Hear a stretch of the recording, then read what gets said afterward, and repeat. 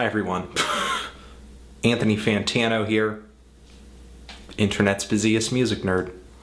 And it's time for a review, Pig Destroyer, Book Burner. These guys are a DC metal band, and over the course of their 15 or so year career, they have penned a few of the most notable releases in the genre of grindcore. Terrifyer, Prowler in the Yard. Of course, with every LP, extremity is Pig Destroyer's calling, but also variety has played a very important role in their progression too. The release Natasha sticks out in the band's discography, which combines elements of dark ambient music, drone, noise, sludge metal as well, and it is just one big long piece. The album Phantom Limb saw the band increasing their riffier side with elements of death metal and thrash kind of seeping their way into their grindcore stylings. And the LPs Prowler in the Yard and Terrifier were just pretty much varying degrees of production quality, breakneck speeds, noise, and vocal abrasion,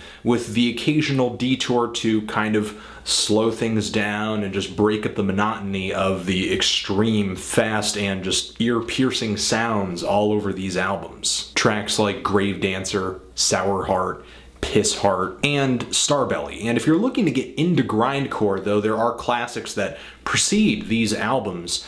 Terrifier and Prowler are not bad places to start, simply because they have cleaner and leaner production styles that feel a bit more modern. And as far as, just the grindcore aesthetic goes, they're pretty meat and potatoes albums. As far as this new LP Book Burner goes, Pig Destroyer, while I do feel like they are hard, they are heavy, they are in your face, fast, and furious, I don't really think they're reaching for that next level of extremity, or at least that next interpretation of it. Grindcore consistently is a thrill seeker's genre, and I just wasn't finding an incredible amount of thrills on this LP, honestly. There are just riffs galore on this LP, and while it does make it catchier, maybe easier to listen to, they're very mosh-friendly riffs, nowhere near as disorienting as stuff I've heard Pig Destroyer do in the past. And, while I do love a good riff that can get a pit going, maybe some fists flying, moments like the start of The Diplomat,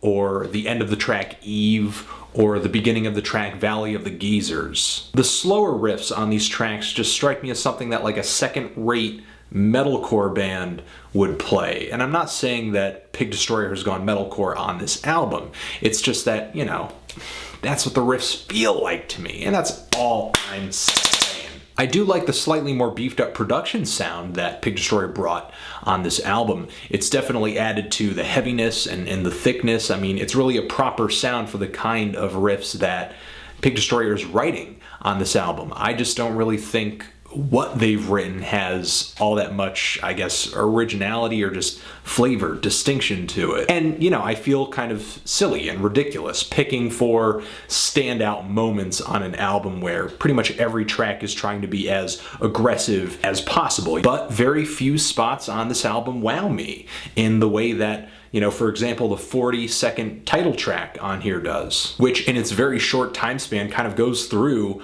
about 4 or so movements, if you would let me call them that, and there are just some awesomely syncopated guitar riffs. The drums are just right on top of them at the very end of the song that are pretty catchy. And the track Baltimore Strangler has a really tight syncopated introduction as well that just gets me going, gets me excited. But once that riff, that heavy, mosh it out kind of riff comes in and the drums are playing behind it and the groove gets going, I feel like I'm on a teacup ride at the carnival. I kind of feel like I'm listening to a less intense version of, the heavier grindcore stylings of Napalm Death on the album Enemy of the Music Business. Again, grindcore is not really the kind of genre one goes into searching for nuances. It's just more about the raw power and the ferocity. And certainly, Pig Destroyer has that. The vocals on this album are great. They just swallow the mix. They're so They're just so throaty, they're just so evil. And the inclusion of the band's new drummer, Adam Jarvis, has been great for this album. There are moments on here where I don't really think he saves any of these mosh-friendly riffs that I feel like are being cranked out on this album. Maybe what he's playing on the drums kind of falls behind them uninterestingly. But when the band is blasting, when the band is making an interesting change on here, he is there enhancing what is going on. The introductory and outro spots on the track Machiavellian are as intense as they are detailed. And the opening blasts that Jarvis plays on the introduction of the track White Lady are just absolutely manic. All in all, on this album, Pig Destroyer still has that level of aggression that, while it isn't anything completely new, it is captivating. They retain that essence of grindcore that, you know, if you're not into this genre, if you put this album on for 30 seconds, you're pretty much going to be turning it off. So there's definitely not any question that they have gone soft on this album. They just kind of toy with a style of riff writing that I don't completely care for. It feels kind of tacked on, it feels added on to their usual style. I'm feeling a strong 5 to a light 6 on this LP. If you've given it a listen, what did you think of it? Did you love it? Did you hate it? Why? And what should I review next? Anthony Fantano, Pig Destroyer, forever.